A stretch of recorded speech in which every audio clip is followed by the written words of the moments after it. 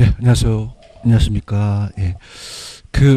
일단은 요 게시판을 보시면은 오늘하고 다음 주가 이제 기초 강의거든요. 그죠? 기초 강의는 저번에 말씀드렸지만 전체적인 툴을 보는 게 좋아요. 그죠? 어쨌든 그래서 기초 강의가 오늘하고 다음 주에 끝날 겁니다. 그래서 책을 일단은 전체적인 좀 보여드리는 방식으로 갈게요. 무슨 말씀인지 아시죠? 그죠? 그래서 왜냐면은 인문과정이라는 자체가 이 개론 자체를 처음서부터 막 이렇게 깊하게 나가면 진도가 안 맞으니까 좀 천천히 가도록 하겠습니다. 이해하셨죠? 그죠? 편안하게.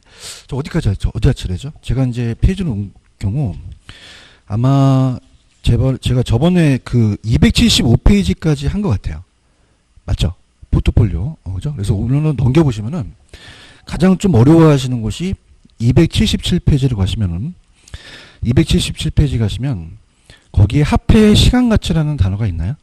찾았습니까? 여기다 이제 별표를 한 3개 정도 쳐놓는데 이 난이도가 좀 있는데 출제 빈도는 높아요. 그래서 우리가 부동산 투자라는 건 현재 지출과 장래 수익을 비교해서 투자 여부를 합니다. 그죠? 그럼 내가 지금 100원을 냈으면 장래 100원과 지금 100원은 의미가 틀리죠. 그죠? 그래서 그런 것들을 이제 우리가 향해서 이제 보는데, 개수가, 미래가치 개수가 3가지 있고, 현재 가치가 3가지 있는데, 저는 인문과정에는 일시불의 내가 개수와 일시불의 현가 개수라는 단어가 있나요? 이 2가지만 좀 잡을게요. 그죠? 잡고, 그 다음에 이제, 여러분 이제 밑에 일시불의 미래가치라는 게 있고요. 쭉 나오는데, 자, 이거부터 좀 말씀을 드릴게요.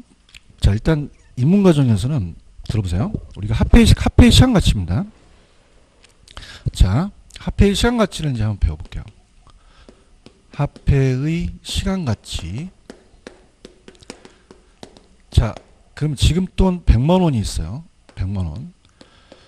자, 100만원을 지금 돈이라는 것을 현재 가치라고 합니다. 현재 가치.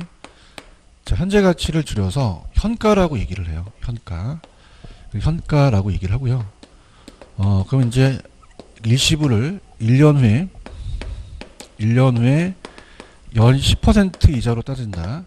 그럼 우리가 110만 원이라는 가치가 되거든요. 자, 이걸 미래 가치라 그래요. 미래 가치를 줄여서 내가라고 얘기합니다. 내가. 자, 그럼 이렇게 바뀌는 것은 우리가 이 연 10%라는 이자율을 적용시켜서 여러분 왜 택시가 12시 넘으면 할증료가 붙죠. 그래서 이걸 할증이라는 표현을 하고요. 이때 곱해지는 수가 1.1이 개수거든요. 개수를 곱해요. 그러면서 이제 요거를 할인한다는 말을 씁니다. 그래서 10%로 할인하기 때문에 우리가 할인율이라고 하고, 할인은 미래 가치를 현재 가치로 바꾸는 게 할인이에요. 그죠? 그럼 우리가 미래 가치로 바꾸는 3가지 개수가 있고 현재 가치로 바꾸는 3가지 개수가 있는데, 자, 우리가 일시불의 미래 가치만 오늘 일시불만 좀 해볼게요. 자, 일시불은 한 번만이에요. 자, 100만 원이라는 자체가 지금 일시불이고요. 자, 이거를 일시불을 1년 후에 10%로 본다면 110만 원이 지금 궁금합니다. 110만 원을 우리가 일시불의 미래가치라고 하거든요. 일시불의 미래가치. 자, 그러면 일시불의 미래가치라고 한다면 여기다가 곱하는 수가 개수예요. 자, 이거를 일시불의 미래가치 개수라고 합니다. 미래가치 개수. 자, 그래서 우리가 내가계수라고 하거든요. 그럼 이건 수학한 애들이 만들어놨는데, 자, 여러분들 왜 단리와 복리라는 얘기 들어보셨죠? 단리가 이자가 셀까요? 복리가 이자가 셀까요? 복리가 이자가 세죠. 답이 나와 있는 게 다 복리거든요. 그죠? 그래서 복리라는 건, 자, 들어보시면요. 단리 계약하고 복리 계약을 해요. 자, 그래서 갑돌이가 만약에 지금 100만 원을 가지고 2년 동안 은행에다 이자율 10%를 달라고 하거든요. 그럼 단리라는 것은요. 자, 10%니까 어떻게 돼요? 아까 110만 원 기억나시죠? 그죠? 그래서 우리가 1.1을 곱하면 110만 원을 받아요. 1년 있다가. 근데 또 100만 원을 하게 되면은 100만 원에다가 또 1.2니까 어때요? 우리가 어떨까? 그러면 10만 원을 더 받죠. 그죠? 그럼 우리가 2년 후에 그냥 10만 원, 10만 원, 120만 원을 받아버려요.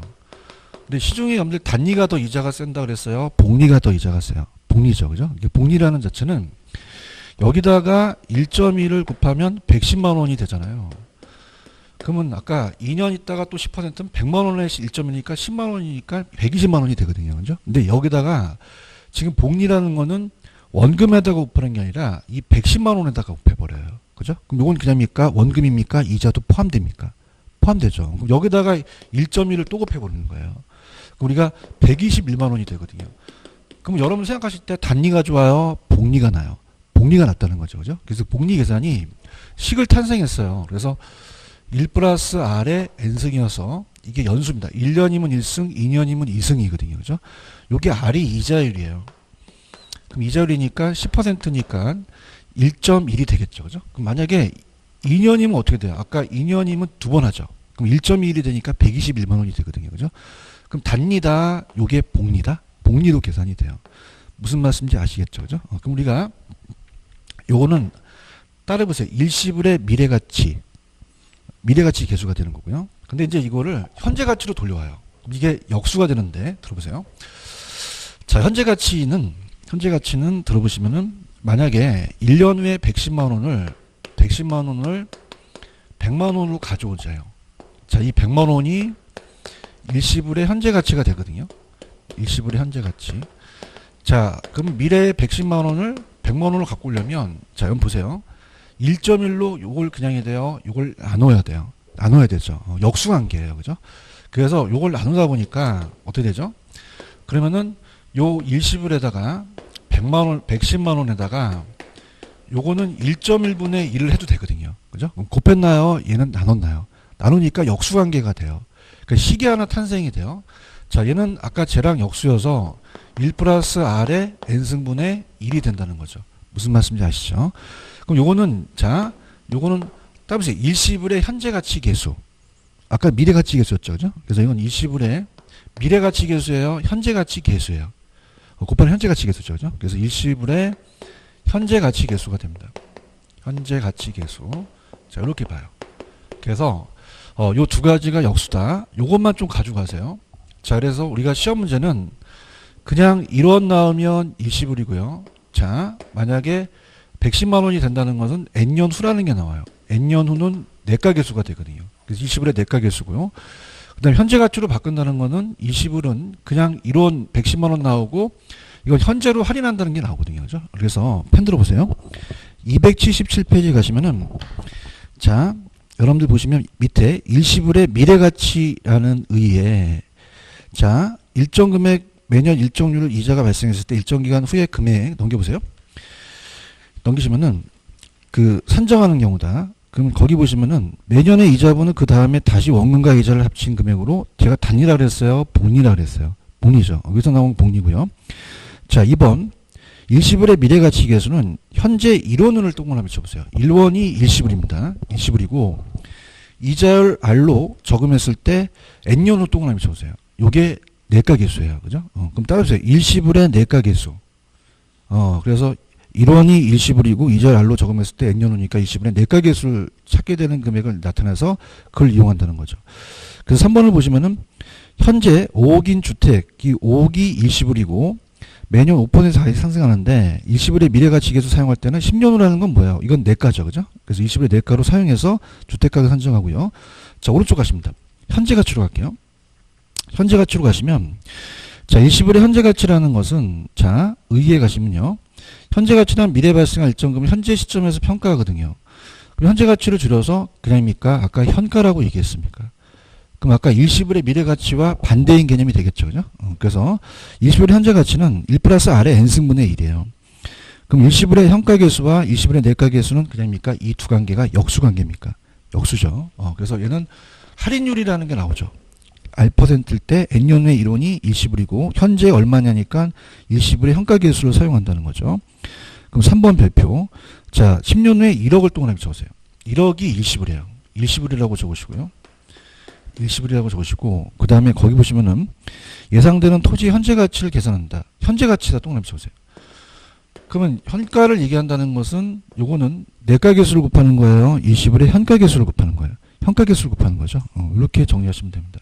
무슨 말씀인지 아시겠죠? 그죠? 이렇게. 그래서 이 두 가지만 좀 입문 과정에서는 알아갔으면 좋겠어요. 그죠? 그래서 일시불의 내가계수와 일시불의 현가계수가 이따가 이제 할인연금 수지분석법에 일시불 현가계수를 또 이용하거든요. 그죠? 이렇게 해서 이제 보시면 됩니다. 일시불은 여러 번이에요. 딱 한 번이에요. 한 번이고 딱 1원이라는 게 나오고 내과계수는 N년 후라는 게 내과계수가 되고요. 현가계수는 현재 할인한다는 말이 나오거든요. 그래서 이렇게 해서 여러분들이 보시면 됩니다. 무슨 말씀인지 아시죠? 그 다음 여기서 나오는 건 다 단위계산이다, 복리다, 복리라는 거. 그래서 지금 전체적인 틀을 보려면 다 하게 되면 너무 시간이 걸립니다. 이건 이제 제가 기본 강의에서 해드리도록 할게요. 아시겠죠? 넘기세요. 자, 이걸 제가 여러분한테 소개시켜 드린 거는 이제 이따가 그 할인연금 수지 분석법을 볼 텐데, 일단 제가 가장 중요한 걸 좀 볼게요. 283페이지로 가시면은, 자, 283페이지로 가시면은 거기에 맨 밑에 가시면 현금 흐름 측정이라는 게 있나요? 283페이지 맨 밑에 찾았습니까? 제 이름 석자내고 이건 별표 3개짜리입니다.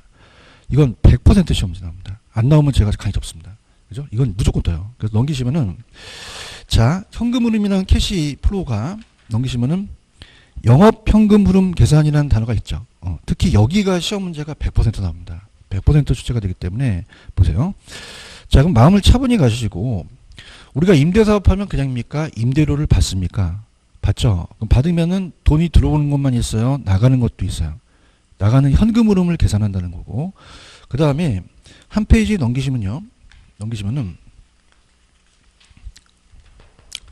한 페이지 넘기시면은, 자, 287페이지로 가시면요. 287페이지로 가시면 내가 임대료만 받아요. 나중에 매각도 해요.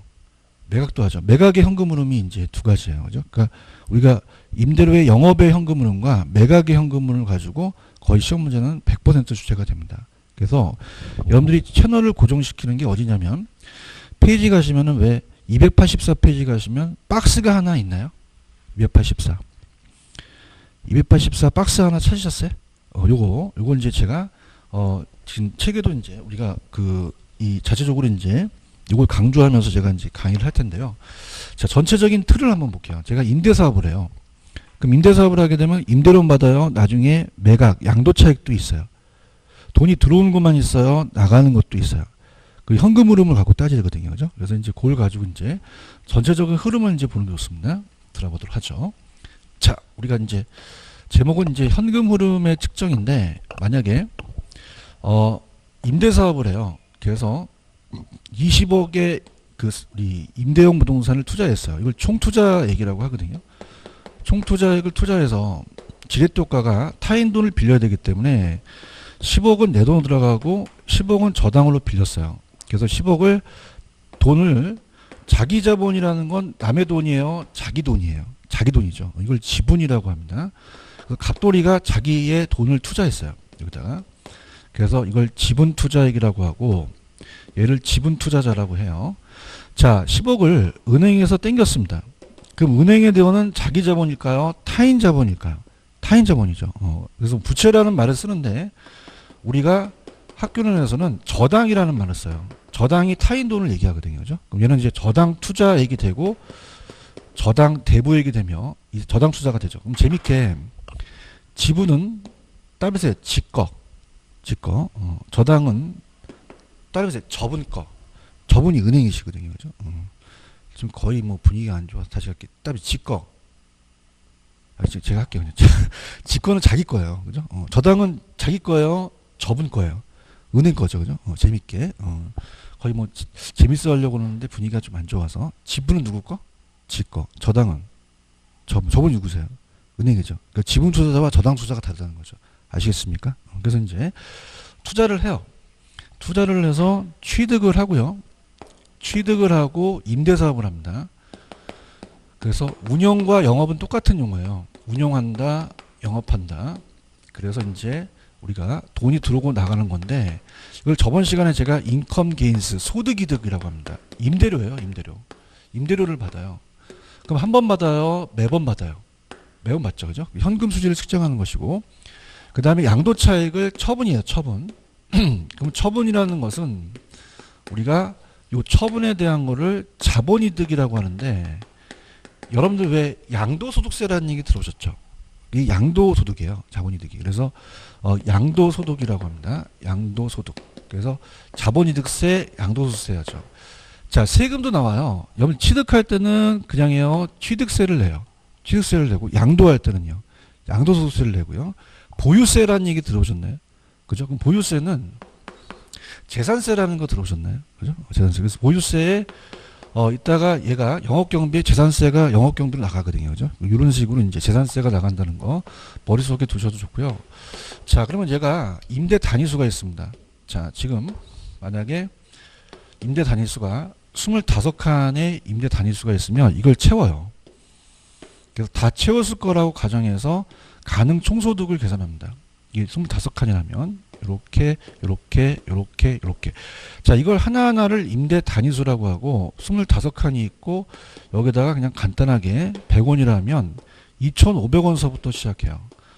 근데 다 채웠어요. 채웠을 거를 예상하는 거예요. 예상하죠. 그죠? 그래서 우리가 이따가 제가 맥을 잡아 드릴 텐데, 자, 이걸 이제 가능 총소득이라고 그래요. 그래서 우리가 운영시, 영업시, 운영시의 현금 수지입니다. 자, 그래서 이거를 영업현금 흐름이라고 하거든요. 영업현금 흐름의 계산입니다. 그래서 가능 총소득부터 시작을 해요. 가능 총소득. 근데 가능 총소득은 아직 채웠어요. 예상만 해요. 예상만 하고 우리가 1번에서는 이걸 조라고 하는데 그냥 총으로 암기를 해두세요. 자, 공실이 안 돼요. 공실이 될 수도 있어요. 될 수도 있죠. 그러니까 미리 빼주자는 거죠. 그 다음에 공실이 되는 걸 빼주기도 하고요. 공실 및, 자, 우리가 공실 및 불량부채라고 한다는 건 뭐냐면, 자, 용어가 좀 많아요. 얘를 이제 우리가 대손 충당금이라고 얘기를 하면서, 자, 얘는 우리가 회수 불가능한 임대료입니다. 회수를 하지 못하는 거예요. 그래서 회수 불가능한 임대료를 빼줘야 돼요. 자, 그래서 한 5%를 예상해서 빼주거든요. 그 다음에 책에 보시면은, 거기 보시면 여러분들 기타 소득이라는 단어가 있나요? 자, 기타 소득은 뭐냐면, 임대료 외 소득이에요. 그래서 영업외 소득은 뭐냐면, 우리가 임대료만 받는 게 아니라, 그냥입니까? 밑에 주차비도 받습니까? 주차비라든지, 자판기 수익 같은 경우는 뭐예요? 이건 임대료예요? 임대료 외 수익이에요. 외 수익이 되죠. 기타 소득이 되고요. 그래서 나오는 게 실질적으로 가져가는 게 유효예요. 유효 총소득을 가져가고요. 그 다음에 영업경비를 뺍니다. 영업경비. 자, 그러면 순소득이라는 게 나와요. 순소득. 순영업소득이 나오고, 그 다음에 부채 서비스액이 뭐냐? 부채 서비스액은, 부채에 대한 서비스액은 굉장히 번역한 건데, 이거를. 자, 여러분들이 원리금이라는 얘기 들어오셨나요? 원리금은 뭐와 뭐를 더한 거죠? 원금하고 이자를 더한 거죠. 그래서 이 부채 서비스액이 원리금을 얘기해요. 원리금. 그래서 원금 플러스 이자입니다. 원금 플러스 이자. 자, 그렇게 해서 보시면 되고요. 그럼 아직 세금을 공제하지 않았으니까 책에 보시면 세후예요, 세전이에요. 세전이라고 돼 있죠. 그죠? 세전 현금 수지도 맞고 현금 흐름도 맞아요. 그래서 이렇게 보고요. 그 다음에 이제 영업소득세를 뺍니다. 우리가 이 영업소득세는 실무에서는 사업소득세라고 하죠. 이렇게 해서 세후가 됩니다. 세후 현금 흐름이 되는 거죠. 자, 그러면은 우리가 이렇게 볼게요. 편안하게.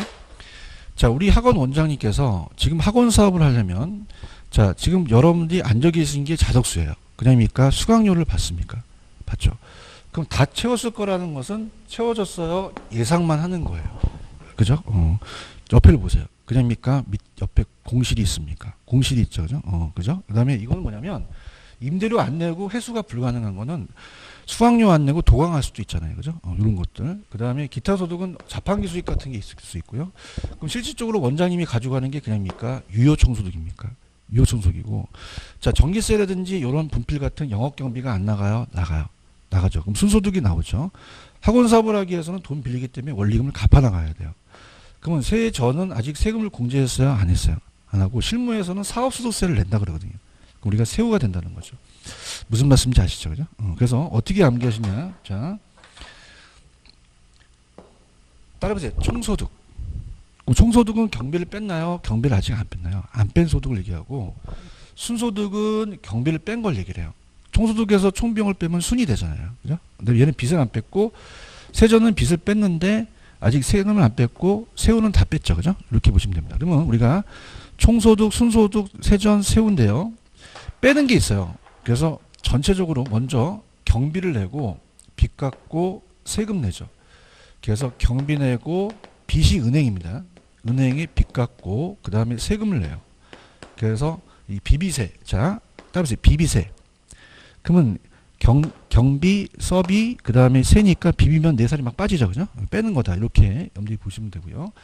그 다음에 조금 우리가 시험 문제가 계산 문제가 나올 수가 있는데 만약에 100원에서 10원 빼면은 90원이고요. 90원에서 10원 빼면 80원이고 10원 빼면은 70원이라면 밑에 소득이 큽니까? 위에 게 큰 편입니까? 큰 편이죠. 근데 이제 얘는 반드시 커요. 경비는 들어가는데. 근데 만약에 내 돈을 다 전액 투자했어요. 그럼 그냥입니까? 빚을 안 갚아도 됩니까? 그럼 얘와 얘가 같을 수도 있고요. 그 다음에 적자면은 이게 안 나올 수도 있죠. 세전과 세후가 같을 수도 있다는 얘기입니다. 아시겠죠? 그죠? 그럼 펜 들어보세요. 자, 좌측에 가능 총소득이라는 단어가 있나요? 찾았습니까?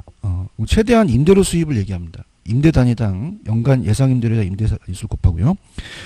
공실 아까 불량부채는 아까 해수 불가능한 임대료이기 때문에 읽어보시고요.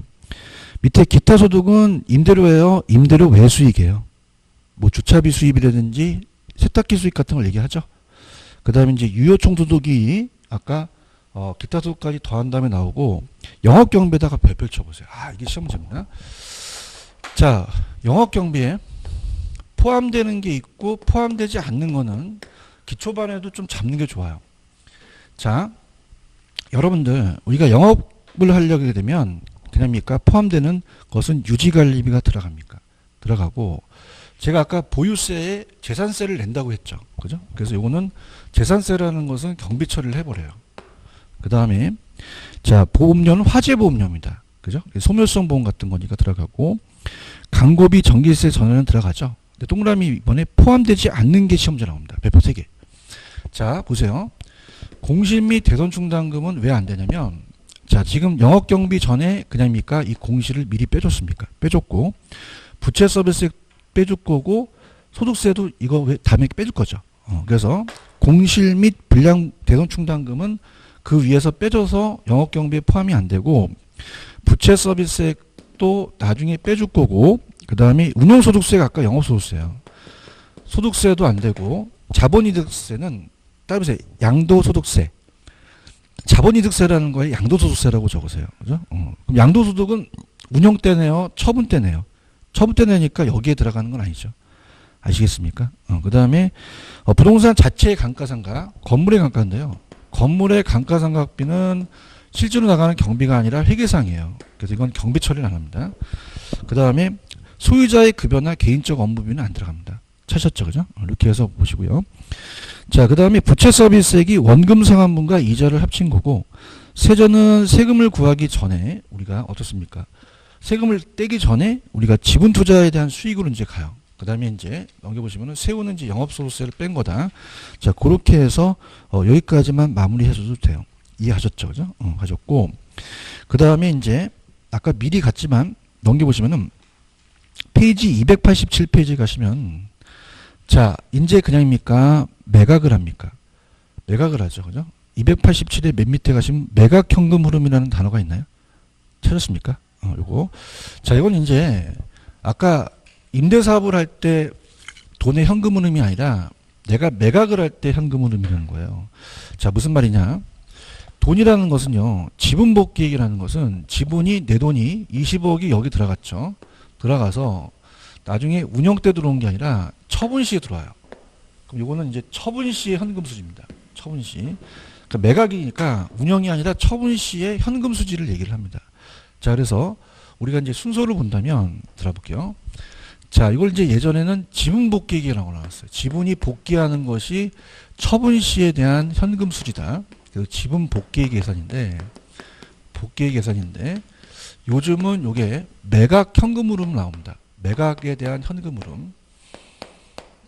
자, 그래서 거기 책에 보시면 여러분들 넘겨보세요. 넘기시면은 자, 예상 매도 가격이라는 단어가 있죠. 그죠? 이게 매도 가격이 양도 가격이에요. 매도. 자, 그래서 이걸 우리가 총 매각 대금이라 나왔었거든요. 총 매각 대금. 그래서 매도 가격서부터 스타트를 끊습니다. 자, 그러면 따라보세요. 경비 내고 빚 갚고 세금 내죠. 그럼 그냥입니까? 경비부터 냅니까? 경비부터 내죠. 그죠? 매도 경비라는 게 나가요. 이 매도 경비는 우리가 중개 수수료 같은 걸 얘기를 하거든요. 매도 경비가 나가고, 그럼 우리가 총 매각에서 경비를 빼니까 순이 나오죠. 그죠? 순매도액이라는 게 나옵니다. 순매도액. 그 다음에 미상환 저당잔금이라는 건 뭐냐면 상환되지 않은 저당의 잔금이에요. 미상환 저당 잔금은 상환되지 않는 저당 잔금. 자, 그래서 보세요. 만약에 참 10억을 빌려서요, 5억을 갚았어요. 그럼 5억이 상환됐어요? 아직 상환이 안 됐어요. 안 됐죠. 그걸 이제 미상환이라고 합니다. 그래서 미상환 10억의 저당 잔금이 융자 잔액을 얘기를 해요. 그죠? 그래서 이제 5억을 빼줘야 된다. 자, 그러면 책에 보시면 세후예요? 아직은 세전이에요. 세전이죠. 그래서 이거는 처분시니까 지분 복귀액이라는 말을 씁니다. 복귀. 그 다음에 거기 자본이득세에다가 양도소득세라고 적었어요. 캐피탈 게인 텍스는 양도소득세입니다. 자본이득세는 양도소득세다.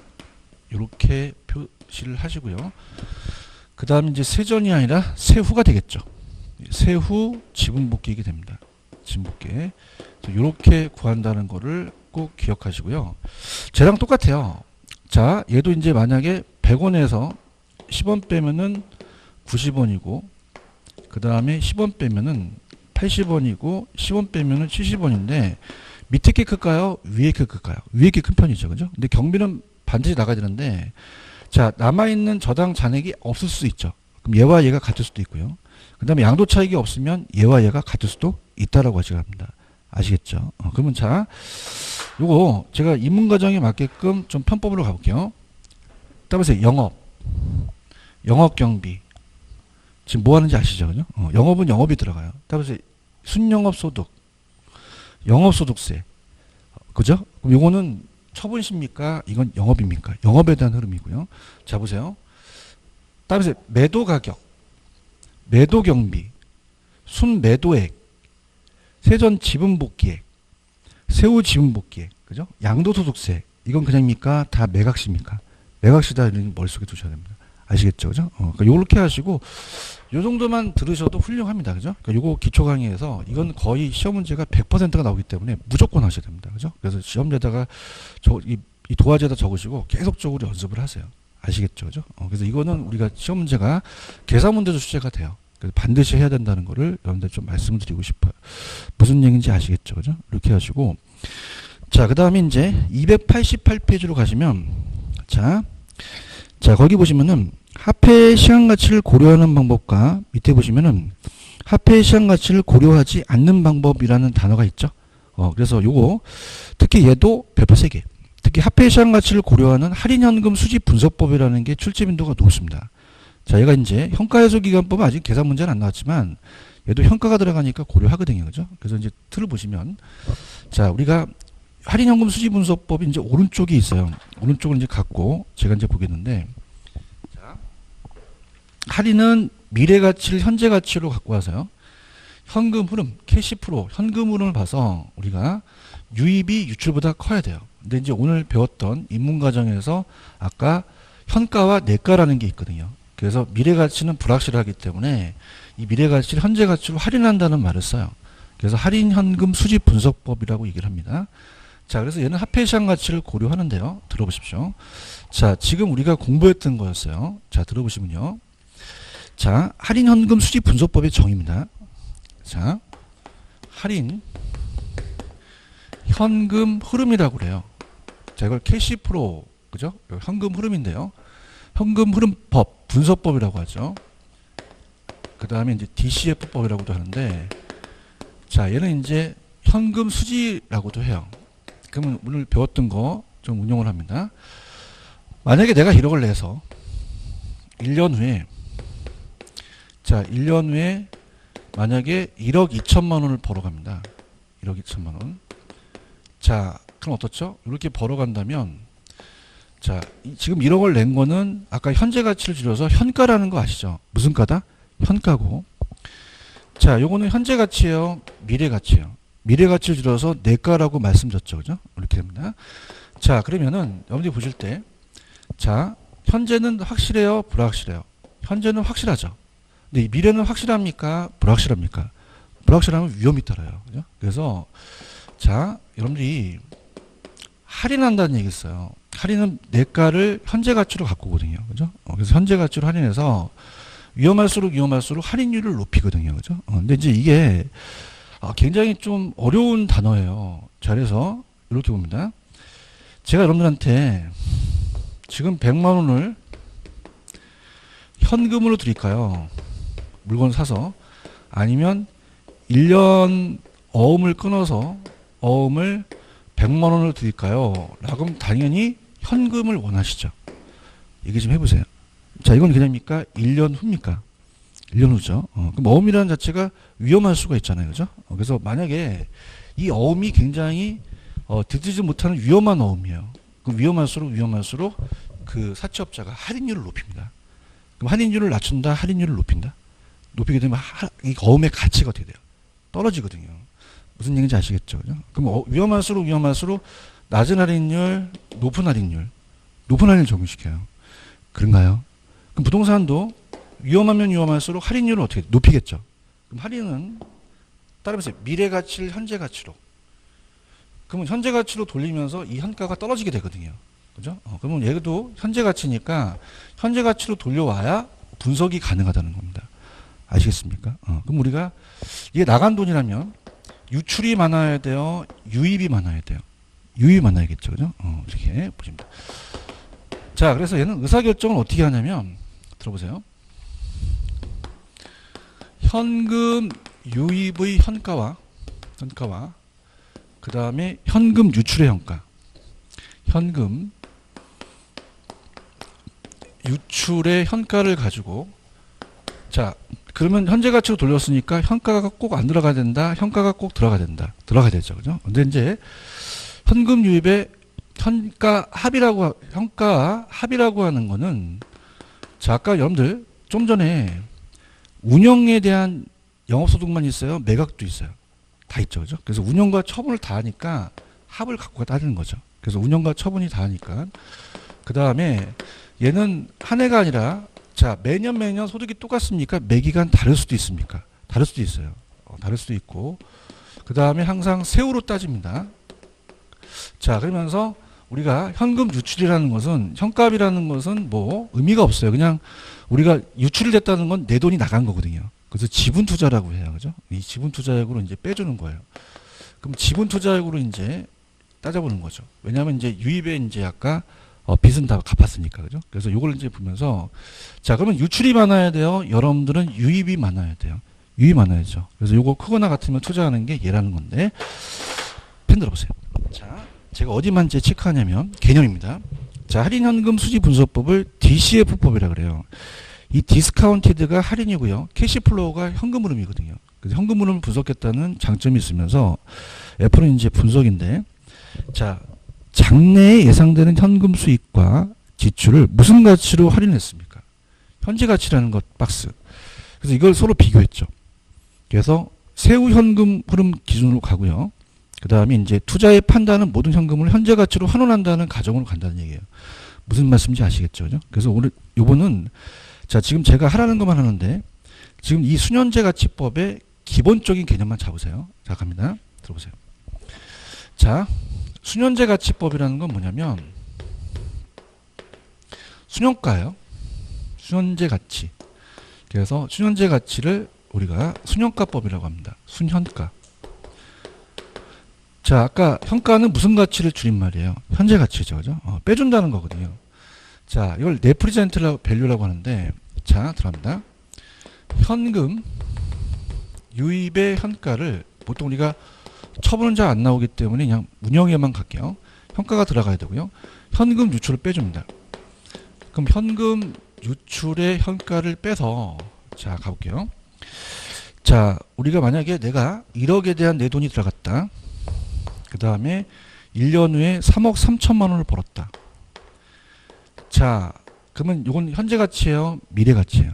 현재 가치 땡겨야 되죠. 그래서 좀 전에 우리가 왜 1 플러스 R의 N승이라는 걸 배우셨어요. 그죠? 그래서 1년이면 1승, R이 할인율이거든요. 자, 할인율이라는 자체가 얘가 요구 수익률로 할인한다 그러면 가져가세요. 요구 수익률로. 그래서 요게 만약에 10%다. 그럼 얘가 0.1이니까 1.1이 되니까 3억이 되거든요. 그럼 3억에서 1억 빼면 2억을 수년제 가치를 번 거예요. 그래서 2억. 자, 입을 여세요. 2억. 수년제 가치. 금액. 그러면 이게 플러스가 되지 마이너스가 되면 안 되거든요. 그래서 얘는 이게 0보다 커야 돼요. 뭐보다 커야 된다? 0보다. 자, 그것만 잡으세요. 펜 들어보세요. 자, 입문과정은 개념만 잡습니다. 수년제 가치법 의의 있나요? 장래 기대되는 세전이에요? 세후소득이에요? 현재 가치 합계와 최초의 투자 비용 지출의 지분 현가를 서로 비교하는 겁니다. 자, 그럼 박스 별표 어떻게 됐어요? 현금 유입 현가에서 현금 유출 현가를 그냥입니까? 뺐습니까? 뺐죠. 그래서 자, 입문 과정은 상호 독립적만 보세요. 상호 독립적을 보시면 순현가가 뭐보다 커야지만 채택한다고 제가 말씀드렸죠. 0이죠. 대답 좀 해주세요. 0보다 작으면 채택해요? 기각해요? 요것만 잡으세요. 요것만 잡고 그 다음에 나를 보시면 디귿에 아까 제가 순현가를 구하기 전에 사전에 무슨 수익률로 할인한다고 했죠? 그럼 요구 수익률을 구해야 된다라고 나와 있죠. 이게 할인율이거든요. 그래서 요거가 우리가 가를 보시면은 이제 요구 수익률 투자 주에 따라서 달라집니다. 주관적이니까 그렇게만 보세요. 그렇게만. 자, 그 다음에 넘기시면은 자 291페이지 가시면 동그라미 2번에 291페이지 가시면 동그라미 2번에 따라해보세요. 수익성 지수법. 그런 게 있나요? 찾으셨습니까?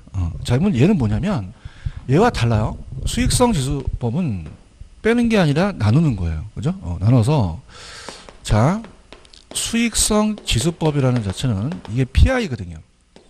그래서 수익성 지수를 가지고 따지는데 지수는 항상 분수가 나옵니다. 그럼 앞에 게 올라가니까 수익이 올라가서 우리가 유입이 들어오는 게 중요해요. 그래서 이거는 현금 유입의 현가를 자, 현금의 유출의 현가로 나눕니다. 현금의 유출의 현가로 나눠요. 자, 그럼 어떻습니까? 아까 제가 요 할인하면 3억에서 1억이라는 거는 3인데요.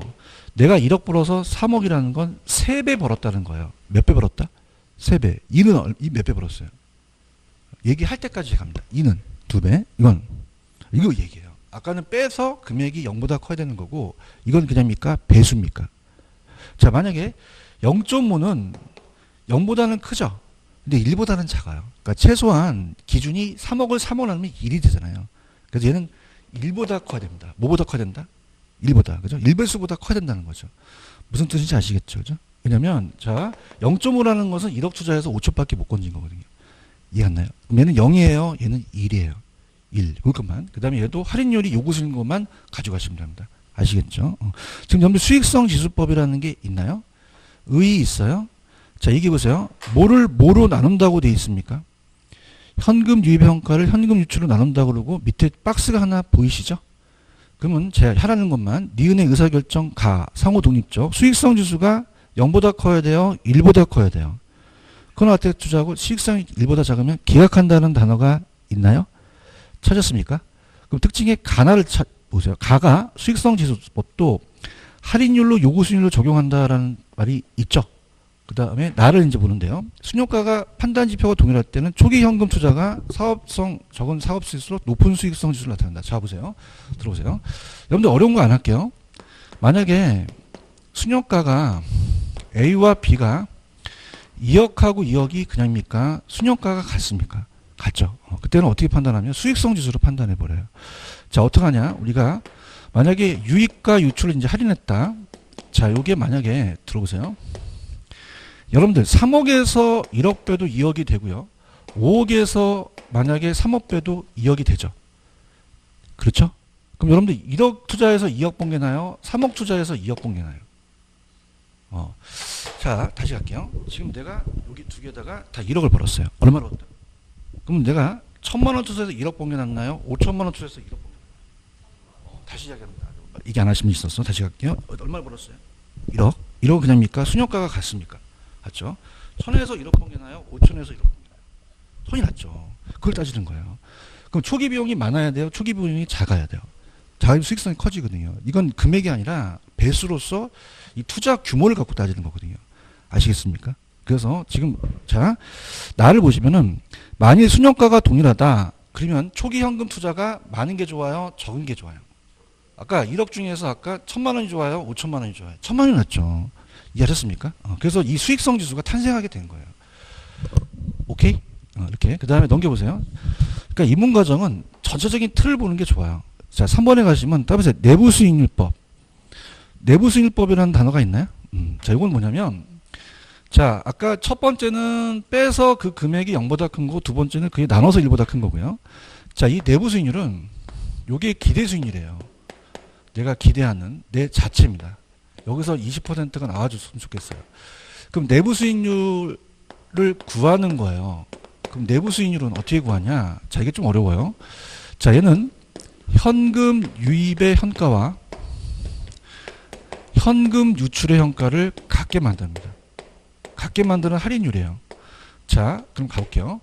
내가 만약에 1억 투자해서 1년 있다가 1억 2천 벌었어요. 그럼 그냥입니까? 이걸 같게 합니까? 그죠? 할인율이 필요하죠. 그죠? 그럼 아까 불러보세요. 어떻게 됩니까? 1 플러스 R의 N승이잖아요. 1년이니까 1승이잖아요. 그런가요? 그죠? 그럼 이제 요거는 제가 팁을 드리면 무조건 이 R을 구할 때는 1년밖에 안 나오지 2년이 나올 수가 없어요. 그죠? 그럼 자, 일단 원리는 자, 요걸 볼게요. 만약에 1억 2천을 1 플러스 R의 1승을 나눠서 요걸 1억이라면 얘와 얘를 바꿀 수 있겠죠. 그렇죠. 그럼 우리가 1억 2천에다가 자, 1억을 하게 되면 1.2가 되고요. 그 다음에 1 플러스 R이 넘어가니까 R은 넘어가면 0.2가 돼서 20%가 되거든요. 그죠? 근데 이거를 따라하지 맙시다. 따라하지 말고 제가 가르쳐 드릴게요. 1억을 밑으로 깔아요. 얼마 깐다? 1억. 1년이라는 가정에서 요 차이를 올려요. 그죠? 그럼 1억이 2천입니까? 그냥입니까? 20%가 됩니까? 그죠? 요게 이제 빨리 구하는 방식입니다. 아시겠습니까? 그럼 요 20%가 따라서 내부 수익률. 내부 수익률이 되는 거예요. 이게 할인율이거든요. 그죠? 그 자체로도 투자하는 거예요. 아시겠죠? 그래서 이 내부 수익률을 구하는 겁니다. 근데 내부 수익률만 커야 되는 게 아니라 거기서 요구 수익률을 가져와요. 무슨 일을 갖고 온다? 요구 수익률. 그래서 내부가 요구 수익률보다 커야지만 투자를 하지 자금은 기각합니다. 무슨 말씀인지 아시겠죠? 그래서 두 번만 따라해 보세요. 자, 따라서 현금 유입의 현가와 현금 유출의 현가를 같게 만드는 할인율. one time. 현금 유입의 현가와 현금 유출의 현가를 같게 만드는 할인율. 자, 이거 어떻게 했어요? 이 얼마를 밑으로 깔아 그랬죠? 1억을 깔고 2천 올리려고 했나요? 그럼 20%가 바로 나오거든요. 이게 따라서 내부 수익률. 내부 수익률로 할인하는 거예요. 재투자하는 겁니다. 맞습니까? 유입과 유출을 같게 하니까 순현가가 3억에서 3억 빼면 0이죠. 순현가를 0으로 만들고 3억에서 3억으로 나누면 1이거든요. 수익성 지수를 1로 만드는 겁니다. 들어가 볼게요. 자, 지금 3번에 내부 수익률법이라는 단어가 있나요? 찾으셨습니까?